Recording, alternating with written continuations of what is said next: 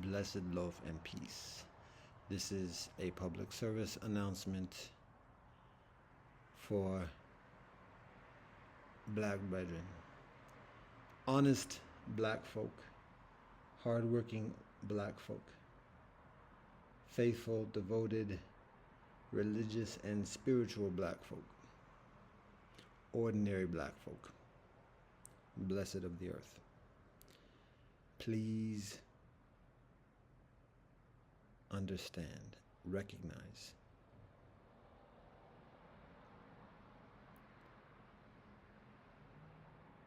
that there is veracity within the propaganda, particularly amidst the accusations and paranoias of aggressions and intentions, malicious, genocidal intentions towards black folk in the United States. It is happening. It's not deception. Africans are arriving, African kinfolk are arriving to take your place. Foreign kinfolk from around the world are arriving to take your place. Domestic kinfolk within the United States continue plotting and being complicit in removing your place. These are facts. And that's not no shade. Love to all. Just talking the game. Just describing the game, what's going on. But here's the thing. The hype that black folk, black leadership, official and unofficial, communicate about these conditions. Be careful, please. Because the black leadership, from the militant to the assimilated and all around, is leading you in a bad direction. Is selling you out. Is running game on you. Facts. What do I mean by that? The assimilated leadership can be readily evidenced. You see, okay, they don't know their culture, this and the other, so take that with a grain of salt. They're what Sister Monique calls hand-picked people, or whatever it's called. Whether it's through ivory towers, whether it's through corporations, or whatever it is, they're plants. They're not plants in a positive, natural way, plants in an imperialistic way. I can be accused of that myself. The further we speak on it and are honest, the further we are less susceptible to that actuality. So, anybody can be accused of that. That's one scenario. Here's the important scenario to recognize what's being done at this moment. Is those that talk the game, that live in the hood, that got the street cred, and additionally, that speak that vitriol, that hatred, that fire about white folk, about white imperialism, white supremacy, white this and white that. All types of talk, but at the same time, plain and simple, are still citizens, and direct people to stay in the United States. Vote or not vote or whatever else. Ask for money.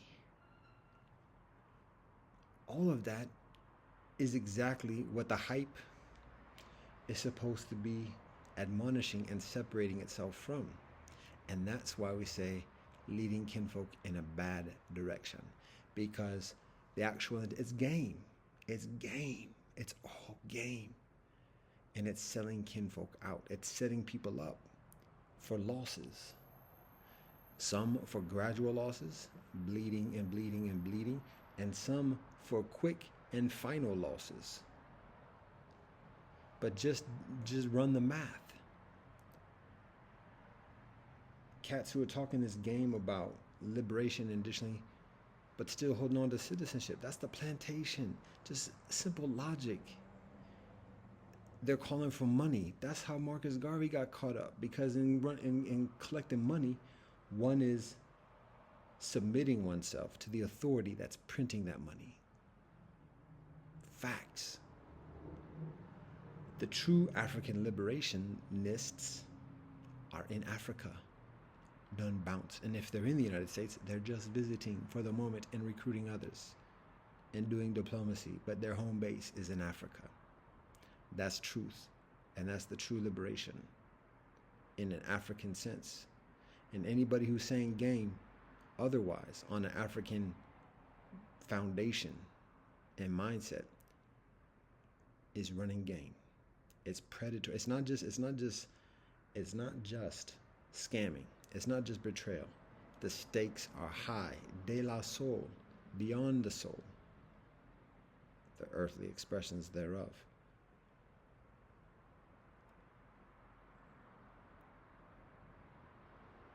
It's been happening for generations. And it's increasingly happening. And that's the plain and simple of it. And just be mindful of that. Be mindful of where kinfolk corral kinfolk. What kinfolk solicit others to do. Whether it's voting or even just participating in the predatory system of the United States. And actually any national government. That's another story. We can talk about African nations, and additionally ain't no crystal stairway either in Africa, but particularly in the belly of the beast, to solicit people to rise up and get hype and hate, and then make some monetary donations. Whose faces are on that paper? Plain and simple. When we're sober and honest, it's easier to see. And we can point fingers this and the other, misdirection, and cloud up the waters and everything else like that. Plain and simple.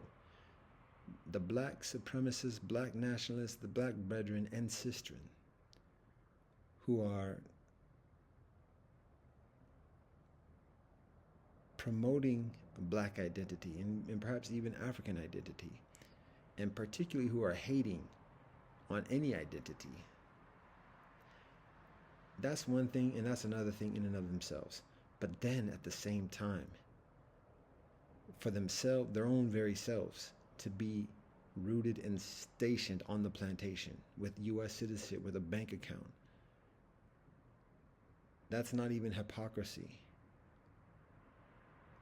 That's not even betrayal. That's evil. It is. Not the kinfolk. Kinfolk are children of God. We all are children of God, and we all have devil. The behavior. It's not just stealing from people. It's tantamount to the Holocaust of selling people out. That's serious. You already know what the conditions are. You already know what the stakes are. It's a matter of remembering what the truth is, and how either one, kinfolk resigned to stay on this land, and to do that, regardless of what the spirituality is about, black man, first man, and everything else like that, something done happen. Something done happen.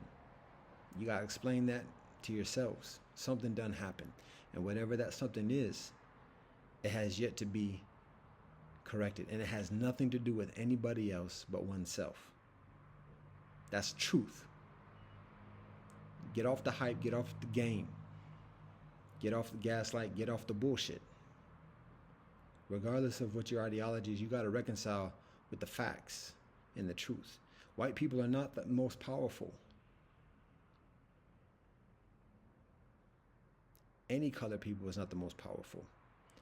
The forces in this universe are beyond any one type or all the types of ethnicities. We're talking imperialism, and that imperialism is just the base nature of evilness, selfishness, greed, hatred, delusion in any peoples. So if kinfolk are unwilling to go back to Africa, for black folk, this is particularly for black folk, yeah, this storage thing is going to get up. If kinfolk ain't ready for that, don't have the heart for that, don't have this, that, and the other for that, it's not a matter of money. But for whatever reason, that's people's prerogative. But just recognize, don't compensate, don't overcompensate that by hating and then going and doubling up on delusions for your own sake. Because the world don't give a fuck about black guilt on white people. The world don't have skin in that game. The nature of imperialism is evolving. The potentates of 50 years ago, 100 years ago ain't the same that it is today. And so that whole game, that whole trope of playing on guilt strings and this, that, and the other, it's not happening. The world don't give a fuck. And the world don't need to give a fuck.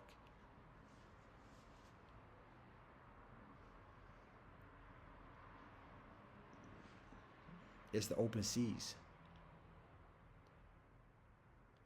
So again, it's two options: stay here or go home. And that's not threats. That's love and honesty. And if it's go home, as expedient as plausible. Don't worry about savings, whatever else.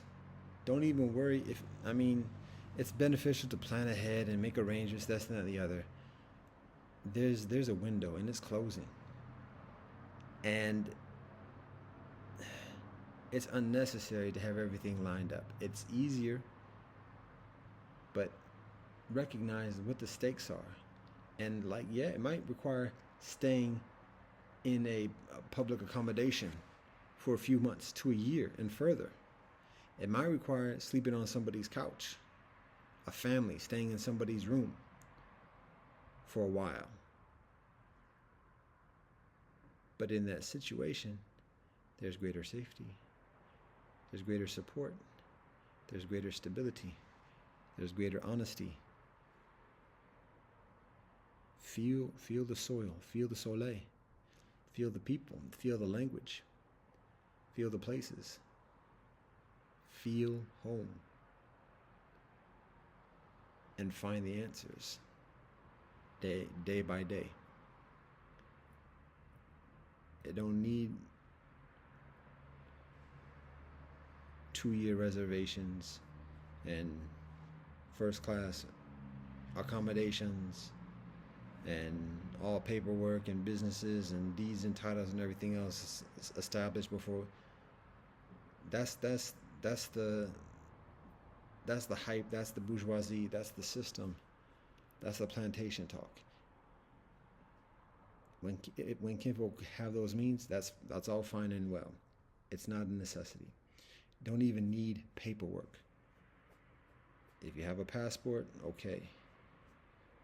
Don't even need a passport. And I can't speak experientially because I done tried, and I got locked up for that. Lightweight, low key, short term on that occasion. Actually, you don't need a passport. What am I talking about? I've traveled ocean. I've traveled the ocean, continents without a passport. What am I talking about? So I can speak experientially on that. I wouldn't advise it, but I can speak experientially on that. That's facts. So you don't even need a passport necessarily. It's probably beneficial and don't cost that much or whatever. And if you're already a citizen, hey, it's that. If you're not, talk to the Ghanaian embassy, or talk to the Nigerian embassy, or Ethiopia, Uganda, South Africa need a holler, and embassy, visa. All the leadership, the militants, and everything else like that. Where's their lawyers at? Who do they know who does immigration? And that's a little bit processed, but my point is that once on the soil, talk to the nation. whether it's the Republic of Ghana, Nigeria, again, Uganda, Kenya, Ethiopia, South Africa, Senegal. Most of the places I mentioned speaking a lot English. There are others that speak less English, but one's going there, be like, look, I'm here. My peoples are from here. Y'all know the history. Y'all know it ain't been settled. What's happening? What's going on? I'm not going back voluntarily.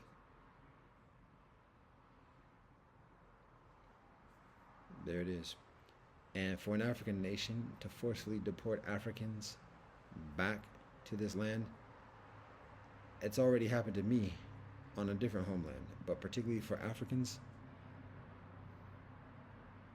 that don't bode well. So there's a lot of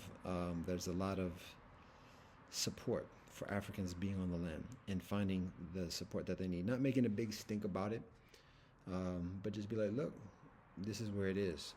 This is what I know how to do. This is what I've done in my life. This is my occupation. This is my experience. I'm willing to continue doing this. I'm willing to learn another trade. I require a house. I need shelter for my wife, my family. And we're willing to work. We're willing to share what we have to share and contribute to society. We're willing to learn the language, Akan, Twi, Hausa, Yoruba, Igbo, Swahili, Amharic, Xhosa. Actually, it's Xhosa, Zulu, or whatever else. We're willing to do what it takes to be here. But we're not going back by our own volition. So that's a primary option. Now that's a big step. It's a scary step, and ain't everybody ready for that? Ain't everybody on that? So fine, but understand the implications of not doing that, because like I say, the prospects here are extremely volatile, and black folk, as it is at this moment, are in a very precarious position. And the black leadership, particularly the militant leadership, is setting people up for failure, setting people up to take a loss with lots of game, lots of hype. But just look through this, decipher through the mirage and the facade, and just do the plain mathematics. Why are you a citizen? Why do you want money? Why do you hold land title, Udi, that's enforced by the police and the legal system and otherwise? Why are you going for higher education and those degrees and credentials that are so expensive? So, to recognize that. Now, again, one other thing, and I'm going to get off this. One other thing for kinfolk is who want to stay here, who don't want to go back, who don't want to go to another land, whether it's Europe, Asia, Middle East. I mean, this whole hemisphere, going to Brazil ain't necessarily the same thing, because Brazil is going through this as well. This whole hemisphere is in a process of flux. So, I mean, people might find comparatively calmer circumstances further south, but it's just a matter of time, one way or the other, whether it happens in one place first or another place first. It's already happening, but anyway. For those who are resigned to stay here, and I don't mean to sound derogatory about that, I'm here, but I'm here for a different reason. We are here, and we're here for a different reason, with a different responsibility. And that pertains to being the world and helping kinfolk keep the peace and keep the calm amidst these transitions. That's the primary reason for us being here at this moment, because we done bounced, and we've been brought. The world has brought us back here. So anyway, for kinfolk who just want to be around black folk, just want to be around Africans, that's it. This is what we're communicating, Africa. And for those who don't want Africa, what is advised is migrating back south to a climate that is increasingly hospitable to one's nature, to African nature, and to be in numbers.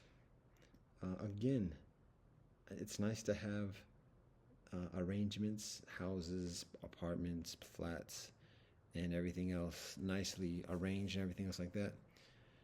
It's beneficial to be proactive before it becomes a blatant, obvious urgency and emergency. So to be proactive and just bounce and reside. If you know people, and again, we emphasize Alabama, the Alabama River, being in the nature, and just where there are larger dwellings along the Alabama River. It's not Montgomery. The other one, Montgomery, and it's not Mobile.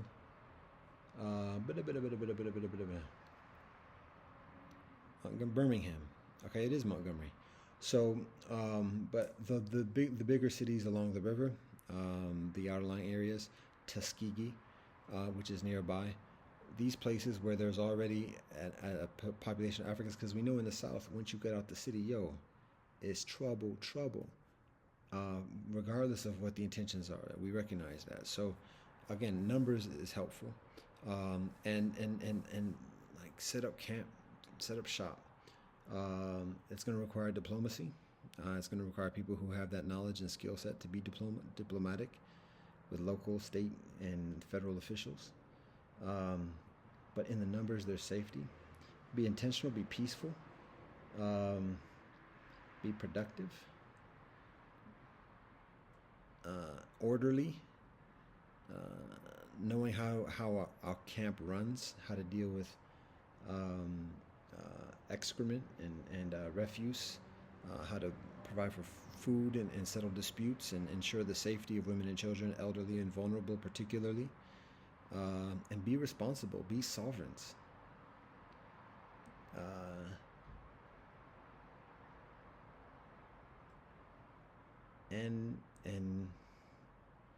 I'm just gonna leave it at that. But the notion of just like kind of coasting and trying to get a bigger slice of whatever's going on around at the moment, it's not happening. And I'm not trying to, it's not a matter of predicting, it's just like, it's evident. What do I know? Hey,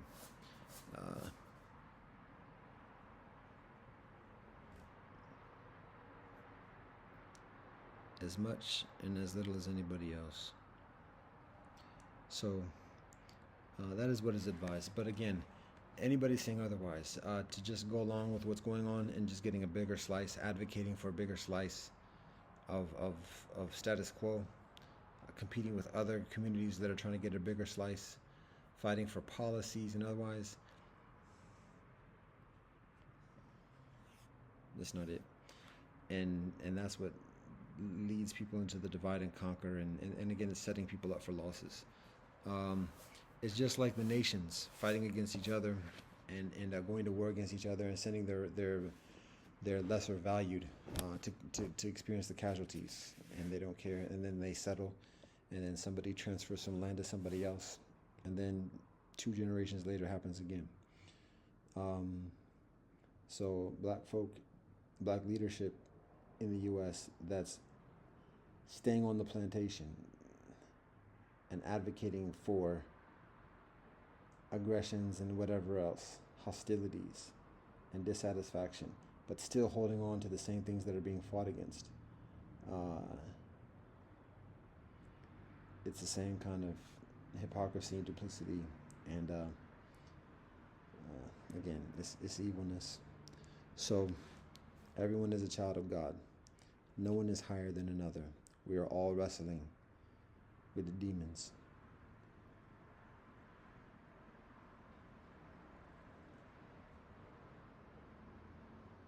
And reconciling with facts. So that being said, we give all thanks and praise to the Most High. Blessed love and peace in Rastafari.